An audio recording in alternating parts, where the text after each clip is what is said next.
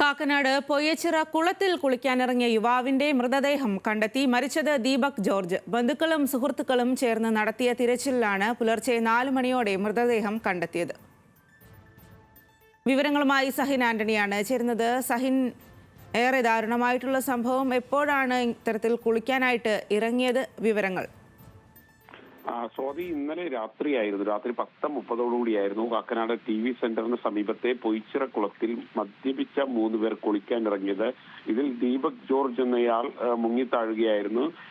ശേഷിക്കുന്ന 2 പേരും ചേർന്ന് ഇയാളെ രക്ഷിക്കാനുള്ള ശ്രമം നടത്തി. പിന്നീട് ഫയർഫോഴ്സിനെയും പോലീസിനെയും എല്ലാം വിളിച്ചു വരുത്തി അവരും ശ്രമം നടത്തിയിരുന്നു. രാത്രി 1:30 ഫയർഫോഴ്സും പോലീസും രക്ഷാപ്രവർത്തനം അല്ലെങ്കിൽ ആളെ കണ്ടെത്താനുള്ള നീക്കം അവസാനിപ്പിച്ചു. എന്നാൽ ബന്ധുക്കളും സുഹൃത്തുക്കളും ഈ ശ്രമം വീണ്ടും തുടരുകയായിരുന്നു. പുലർച്ചെ 4:30 ഈ ദീപക് ജോർജിന്റെ മൃതദേഹം കണ്ടെത്തുകയാണ് ഉണ്ടായത്. സ്വാതി. ശരി സഹിൻ, കാക്കനാട് പൊയ്യച്ചിറയാണ് കുളത്തിൽ കുളിക്കാനിറങ്ങിയ യുവാവിന്റെ മൃതദേഹം കണ്ടെത്തിയിരിക്കുന്നത്.